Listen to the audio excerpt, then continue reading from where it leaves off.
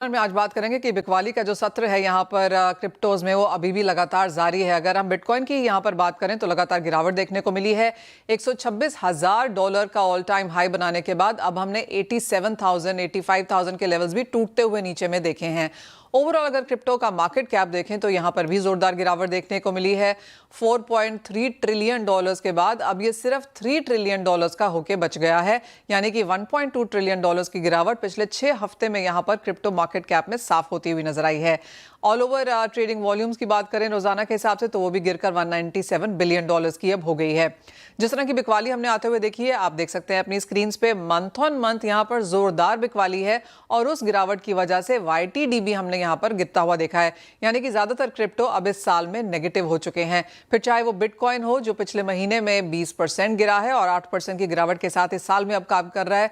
Ethereum में 26% की गिरावट इस महीने में बनती हुई नजर आई है।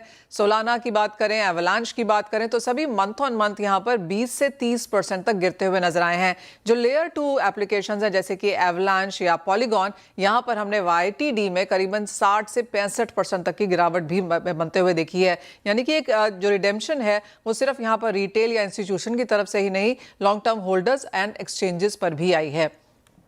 काफी सारे कारण हैं यहाँ पर बिकवाली के, और बाजार ये भी यहाँ पर चेक कर रहा है कि जिस तरह का सेल ऑफ हमने क्रिप्टोज में आता हुआ देखा है, क्या उसका एक overall impact larger asset classes में भी बनता हुआ नजर आएगा। अब अगर स्टेबल कॉइन्स की यहाँ पर बात की जाए तो यहाँ पर भी बिकवाली है। टीदर यहाँ पर सबसे बड़ा स्टेबल कॉइन है। यहाँ पर अगर रिजर्व्स की बात की जाए तो $181 बिलियन के हिसाब से यहाँ पर स्टेबल कॉइन्स बनते हुए नजर आ रहे हैं। $112 बिलियन की तो यहाँ पर यूएस ट्रेजरी में ही खरीदारी देखते हुए नजर आई है, और यूएस ट्रेजरी की बात करें तो $24 बिलियन की यहाँ पर होल्डिंग्स है।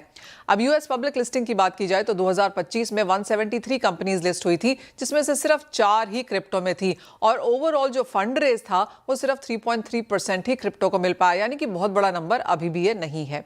साथ में ही अगर हम यहाँ पर आपको ये बताएं कि किस तरह की होल्डिंग्स हमने यहाँ पर यूरोपियन यूनियन की तरफ से आते हुए देखी है, तो वो भी यहाँ पर काफी स्ट्रॉन्ग नंबर्स हैं। तो बाजार को लगता है कि जो सेल ऑफ क्रिप्टो में है उसका स्पिल ओवर इफेक्ट बाकी फाइनेंशियल एसेट्स पे देखने को नहीं मिलेगा।